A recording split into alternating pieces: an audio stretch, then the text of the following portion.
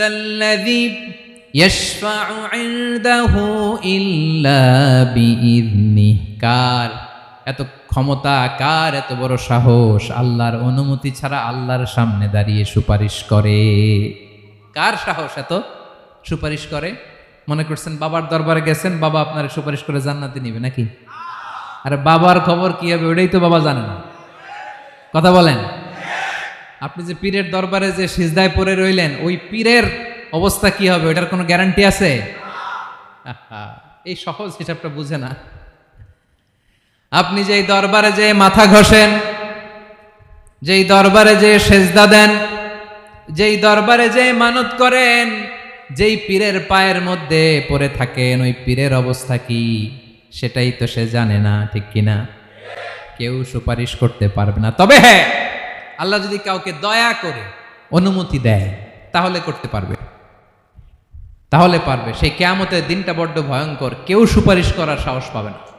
আরে আমার অবস্থা কি আমি জানি না, আমি আবার কারোর জন্য সুপারিশ করব? কথা বুঝেন নাই?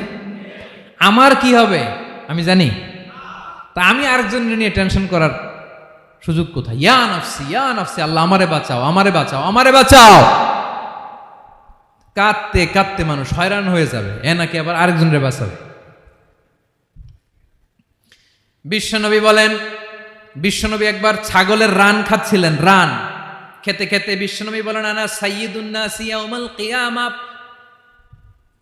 আমি কিয়ামতের দিন সর্বশ্রেষ্ঠ হব, মানুষের মধ্যে সর্বশ্রেষ্ঠ সেরা আমি বিশ্বনবী। আলহামদুলিল্লাহ পড়েন। বিশ্বনবী বলেন, সেদিনটা বড্ড ভয়ঙ্কর, সেদিন কেউ কারো কোনো উপকারে আসবে না, বন্ধু বন্ধুর কাজে আসবে না, স্ত্রী স্বামীর উপকারে আসবে না, স্বামী স্ত্রীর উপকারে আসবে না, পীর সাহেব মুরিদরে বাঁচাতে পারবে না, মুরিদ পীর সাহেবরে বাঁচাতে পারবে না, নেতা কর্মীর পরিচয় দিবে না, কর্মী নেতার পরিচয় দিবে না, ভাই বোনকে চিনবে না, বোন ভাইকে চিনবে না, বাবা তার সন্তানকে চিনবে না, মেয়েকে দেখে মা দৌড়ে দৌড়ে পালাবে। বড্ড ভয়ঙ্কর দিন। বিশ্বনবী বলবেন, জমিনটা এখনকার মতো থাকবে না, পুরো জমিনটা সমান হয়ে যাবে, ফ্ল্যাট। এখন তো গোল, তখন ফ্ল্যাট। সবাই এক জমিনের উপরে দাঁড়াবে, সূর্যটা মাথার কাছে চলে আসবে, সূর্যের গরমে মানুষের মাথার মগজ গলে গলে কানের ছিদ্র নাকের ছিদ্র দিয়ে বেয়ে বেয়ে পড়বে। আহ, সবাই হয়রান, পেরেশান, ক্লান্ত শ্রান্ত। মানুষগুলো বলবে বাঁচার কোনো উপায় নাই। 50,000 বছর মানুষ এরকম দৌড়াবে, চিৎকার করবে, কাঁদবে, বাঁচার কোনো উপায় নাই। সবাই বলবে, আহ, আল্লাহ যদি বিচারটা শুরু করতো, যা হবার হবে, আগে বিচার শুরু করুক। বিচারই শুরু হয় না, বিচার শুরু হইতেই 50,000 বছর। আল্লাহ, 50,000 বছর, 5,000, 15,000 না, 50,000 বছর এরকম যাবে। মানুষগুলো কাঁদতে কাঁদতে বলবে, চলো আমরা আদম আলাইহিস সালামের কাছে যাই, যেন আল্লাহরে যে সুপারিশ করে, আল্লাহ আপনি বিচার শুরু করেন।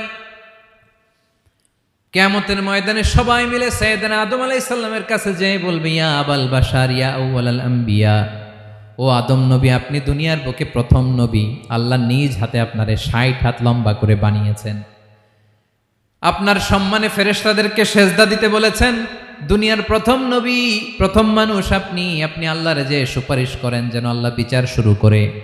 আদম আলাইহিস সালাম বলবেন, আমি পারবো না, কারণ আল্লাহ আমাকে একটা নিষিদ্ধ গাছের কাছে যেতে নিষেধ করেছিল, আমি ভুল করে এই গাছের ফল খেয়েছি। নাফসি নাফসি, আজকে আমার কি হবে আমি জানি না, আমি বড় লজ্জিত। আমারে যদি আল্লাহ জিজ্ঞেস করে কেন খাইছিলাম, আমার কোনো উত্তর নাই, তোমারে বাঁচামো কেমনে আমি? নবীরা থার থার করে কাঁপবে সেদিন। আদম আলাইহিস সালাম বলবেন, আমি পারবো না, মাফ করো আমাকে, আমি পারবো না, ওই যে ভুল করে গন্ধম খেয়ে ফেলেছি, নিষিদ্ধ গাছের ফল খেয়ে ফেলেছে, আমি বড় লজ্জিত, অনুতপ্ত, আমি পারবো না। আজকে আল্লাহ এত রাগান্বিত হয়েছে, আগে কখনো আল্লাহ এত রাগান্বিত হয় নাই, ভবিষ্যতেও আল্লাহ কখনো এত রাগান্বিত হবে না, আমি পারবো না। এক কাজ করো, তোমরা নূহ আলাইহিস সালামের কাছে যাও। কোন নবী? লোকেরা এবার পাগলের মতো দৌড়াতে দৌড়াতে আল্লাহর নবী নূহ আলাইহিস সালামের কাছে যেয়ে বলবে, ইয়া নবী আল্লাহ নূহ, আনতা আউয়ালুর রুসুলি ফিল আরদ, আপনি জমিনে প্রথম রাসূল। আদম আলাইহিস সালাম নবী ছিলেন, রাসূল ছিলেন না। এই দুনিয়ার বুকে প্রথম রাসূল ছিলেন আল্লাহর নবী নূহ আলাইহিস সালাম। সবাই বলবে, ও নবী আল্লাহ নূহ, রাসূল আল্লাহ নূহ, আল্লাহ আপনাকে আবদান শাকুরা, শুকরগুজার বান্দা বলে কোরআনে বলেছে। কোরআনে নূহ আলাইহিস সালামের নামেও সূরা আছে না নাই? আপনি আল্লাহর প্রিয় বান্দা, প্রিয় রাসূল। দেখেন আমাদের কি দশা, ঘামতে ঘামতে শেষ। জমিনটা তামার জমিন, সূর্যটা মাথার কাছে, কি করবো আর পারি না, ঘামতে ঘামতে আর কত ঘামবো, কত দাঁড়িয়ে থাকবো। আল্লাহরে যে বলেন বিচার যেন শুরু করে। নূহ আলাইহিস সালাম বলবেন, আমিও পারবো না, আমিও পারবো না। আমি আমার ছেলের জন্য এক কথা বলে ভুল করে ফেলছি। যখন মহাপ্লাবন হবে আমি বললাম, আল্লাহ আমার কলিজার টুকরা সন্তান রে বাঁচান। আল্লাহ বললেন, ও নূহ, সে তোমার সন্তান না, কারণ সে ঈমান আনে নাই, সে পাহাড়ের উপর দাঁড়িয়েছে, দেখি কেমনে সে বাঁচে। ওই যে আমি একটা না বুঝে আবদার করেছি, আল্লাহ আমার উপর রেগে গিয়েছিলেন। আজকে আল্লাহ ওই ব্যাপারে যদি আমারে প্রশ্ন করে, আমার কোনো জবাব নাই, আমি পারবো না, মাফ করো। তোমরা সবাই মিলে আল্লাহর খালিল ইব্রাহিম আলাইহিস সালামের কাছে যাও। লোকগুলো পাগলের মতো খুঁজতে আরম্ভ করবে, অযুত লক্ষ নিযুত কোটি মানুষের ভিড়ে আল্লাহর খালিল ইব্রাহিমকে যে বলবে, ইয়া খালিলুল্লাহ, ও আল্লাহর খালিল, আল্লাহ আপনাকে বড্ড ভালোবেসেছেন, আপনি কাবা বানিয়েছেন, আল্লাহ আপনাকে বড্ড পছন্দ করেন। দেখেন আমাদের কি অবস্থা। আপনি যে আল্লাহর কাছে সুপারিশ করেন যেন আল্লাহ আজকে বিচার শুরু করে। আল্লাহর নবী ইব্রাহিম বলবেন, আমিও পারবো না। আমি আমার জীবদ্দশায় 3টা মিথ্যা বলেছি। কয়টা? আসলে মিথ্যা না, একটু টুইস্ট করে, কৌশল করে কথা বলেছিলেন, ওইটাকে হাদিসে মিথ্যা বলা হয়েছে। আমি জীবনে 3টা মিথ্যা বলেছি, জীবন বাঁচানোর তাগিদে কৌশল করে 3টা কথা বলেছি। আজকের এই কঠিন ময়দানে আল্লাহ যদি ওই 3টা কথার ব্যাপারে জিজ্ঞেস করে, লজ্জায় আমি মাথা দেখাতে পারবো না, আমিও পারবো না, আমিও পারবো না। আজকে আল্লাহ এত রেগে আছে, আগে কখনো এত রাগে নাই, পরেও রাখবে না। তোমরা সবাই মিলে বনি ইসরাইলের নবী মূসা আলাইহিস সালামের কাছে যাও। সবাই এবার যাবে মূসা আলাইহিস সালামের কাছে, যেয়ে বলবে, ইয়া নবী আল্লাহ মূসা, আপনি ছিলেন কালিমুল্লাহ, আল্লাহর সাথে সরাসরি কথা বলতেন। রব্বুল আলামিন আপনাকে তাওরাত কিতাব দিয়েছেন, আপনি যে একটু সুপারিশ করেন। আল্লাহর নবী মূসা বলবেন, মাফ করো, আমিও পারবো না। আমি দুনিয়ার বুকে ভুল করে একটা মানুষকে মেরে ফেলেছি। আমি মারছিলাম আদব শিক্ষা দেওয়ার জন্য এক থাপ্পড়, এই থাপ্পড়ে যে ওই লোক মরেই যাবে আমি জানতাম না। আজকে আল্লাহ যদি জিজ্ঞেস করে কেন মারলা, জবাব আছে? ওই লজ্জায় আমি অনুতপ্ত, আমি পারবো না, আমার এই কথা বলো না। আজকে আল্লাহ বড্ড রেগে আছে, আমি পারবো না। তোমরা আল্লাহর নবী ঈসা আলাইহিস সালামের কাছে যাও। কিয়ামতের ময়দানে মানুষগুলো পাগল পাড়া হয়ে আল্লাহর নবী ঈসা আলাইহিস সালামের কাছে যাবে, যে বলবে, নবী ঈসা আপনি রূহুল্লাহ, বাবা ছাড়া আল্লাহ আপনাকে বানিয়েছেন, ইনজিল কিতাব দিয়েছেন, মৃত মানুষকে আপনি জীবিত করতে পারতেন। আজকের এই কঠিন বিপদের দিনে আপনি আমাদের সাহায্য করেন। আল্লাহর কাছে যে বলেন যেন বিচার শুরু করে। ঈসা আলাইহিস সালাম বলবেন, আমিও পারবো না। ইন্নী উবিদতু মিন দুনিল্লাহ, আমার উম্মত খ্রিস্টানেরা আল্লাহরে বাদ দিয়ে আমি ঈসার ইবাদত করেছে। আমার মা ম্যারি আর আমাকে ডাকতো জেসাস ক্রাইস্ট, আমার ইবাদত করেছে। যদিও আমি আমার ইবাদত করতে বলি না, ঈসা আলাইহিস সালামও ইবাদত করতে বলেছেন একজনের, তিনি কে? আল্লাহর নবী ঈসা আলাইহিস সালাম বলবেন, আমিও পারবো না। আজকে আল্লাহ অনেক রেগে আছে, আমি পারবো না। তবে একটা পরামর্শ দিতে পারি, একটা সাজেশন দিতে পারি। আজকের দিনে এই কঠিন মুসিবতের কালে, এই কঠিন সময়ে কেউ আল্লাহর দরবারে দাঁড়িয়ে একটা টু শব্দ করার ক্ষমতা কারো নাই, একমাত্র আখিরি জামানার পয়গাম্বর বিশ্বনবী মুহাম্মাদুর রাসূলুল্লাহ ছাড়া। মানুষগুলো এবার আগুনের মধ্যে পানি দিলে যেমনি আগুন নিভে যায়, দাউ দাউ করা হৃদয়ে জ্বলন্ত আগুন তাদের ঠান্ডা হবে। কিয়ামতের ময়দানে ওই বিভীষিকাময় সময়ে, মুসিবতের কালে মানুষগুলো পাগল হয়ে বিশ্বনবীকে খুঁজতে আরম্ভ করবে। সবাই মিলে বিশ্বনবীর কাছে যে বলবে, ইয়া রাহমাতাল লিল আলামিন, ইয়া খাতামান নবীন, রাহমাতাল লিল আলামিন। দেখেন আমাদের কি অবস্থা, কি কঠিন বিপদে আমরা আছি, দাঁড়াতে পারি না, সূর্যের আলোতে ঘেমে হয়রান। আজকে কেউ সুপারিশ করতে পারবে না। সব নবীরা অপারগতা স্বীকার করেছে, তারা বলেছে আপনি ছাড়া কেউ নাকি আল্লাহর সামনে দাঁড়াতে পারবেন না, আপনি একটু সুপারিশ করেন। বিশ্বনবী বলবেন, আসো আসো, আজকের দিনে আমি ছাড়া আল্লাহর সামনে কেউ দাঁড়াতে পারবে না। বিশ্বনবী মাকামে মাহমুদে যে আল্লাহু আকবার বলে সিজদায় লুটিয়ে পড়বেন, আল্লাহ রাব্বুল আলামিন বিশ্বনবীকে এমন কিছু চমৎকার শব্দ শিখাবেন, ওই শব্দগুলো দিয়ে আল্লাহর প্রশংসা করে বিশ্বনবী কাঁদতে আরম্ভ করবেন।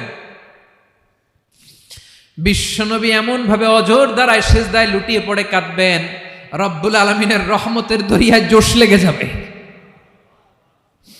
রব্বুল আলামিন এই দৃশ্য থেকে সহ্য করতে পারবেন না। রব্বুল আলামিন বলবেন, ইয়া মুহাম্মদ ইরফা রাসাক, ও নবী আপনি মাথা তোলেন, মাথা তোলেন, আপনার কান্না আমি সহ্য করতে পারি না। নবী আপনি মাথা তোলেন, সাল তুতা, আজকে আপনি যা চাবেন তাই দেব। নবী আপনি সিজদা থেকে মাথা তুলেন, সাল তুতা, যা চাবেন তাই দেব। ওয়াশফা তুশাফা, যার জন্য সুপারিশ করবেন তার সুপারিশ কবুল করে নেব। বিশ্বনবী এবার মাথা তুলবেন। যে বিভীষিকাময় সময়ে প্রত্যেক নবী বলেছেন আমি পারবো না, প্রত্যেক নবী বলেছেন নফসি নফসি, আমার কি হবে আমি জানি না, আল্লাহ আমারে বাঁচাও। প্রতিটি নবী বলবে নফসি নফসি, আল্লাহ তুমি আমারে বাঁচাও, আমারে বাঁচাও। বিশ্বনবী মাথা তুলবেন, তুলে বলবেন রব্বি হাবলি উম্মতি, আল্লাহ তুমি আমার গুনাহগার উম্মতকে বাঁচাও। এই দুনিয়ার বুকে রব্বুল আলামিন সব নবীকে একটা করে দাওয়া মুস্তাজাবা দিয়েছেন, মানে যে দোয়া করলে কবুল হয়ে যায় সাথে সাথেই। দাও বিহা, দুনিয়ার সব নবীরা ওই দোয়াটা দুনিয়ায় করে ফেলেছে। সব নবীকে আল্লাহ একটা করে দোয়া দিয়েছেন, নবী দোয়া করলেই কবুল। সব নবীরা ওই দোয়া করে ফেলেছে দুনিয়াতে। বিশ্বনবী বলেন আমি করি নাই। ওয়া ইন্নী আখতাবিউ দাওয়াতি শাফাআতান লি উম্মতি ইয়াউমাল কিয়ামাহ, আমার ওই স্পেশাল দোয়াটা আমি দুনিয়ার বুকে কঠিন বিপদে পড়েও কোনোদিন করি নাই। আমি আমার স্পেশাল দোয়াটা কিয়ামতের দিন আমার গুনাহগার উম্মতকে সুপারিশের জন্য রেখে দিয়েছি। আল্লাহ বলবেন নবীর ফারাসাক, মাথা তোলেন, আর কাঁদবেন না। বিশ্বনবী মাথা তুলবেন, আল্লাহ বলবেন সাল তুতা, আপনি যা চাবেন তাই দেব। ওয়াশফা তুশাফা, সুপারিশ করেন, সুপারিশ কবুল করব। বিশ্বনবী বলবেন আল্লাহ ওই স্পেশাল দোয়াটা দুনিয়াতে করি নাই, আজকে আমি তোমার দরবারে দাঁড়িয়ে কিয়ামতের দিন ওই দোয়াটা করছি। আল্লাহ আমার যে উম্মতের হৃদয়ে যাররা পরিমাণ ঈমান আছে, আমার একটা উম্মতকেও তুই জাহান্নামে ঢুকাতে পারবা না। বিশ্বনবী পাগলের মতো একবার হাউজে কাউসারে যাবেন, একবার সিরাতে যাবেন, একবার পুলসিরাতের দিকে, একবার হাউজে কাউসারের দিকে পাগলের মতো দৌড়াতে থাকবেন, তার কোনো গুনাহগার উম্মত যাতে জাহান্নামে ঢুকে না যায়। সেদিন কেউ সুপারিশ করতে পারবে না বিশ্বনবী ছাড়া।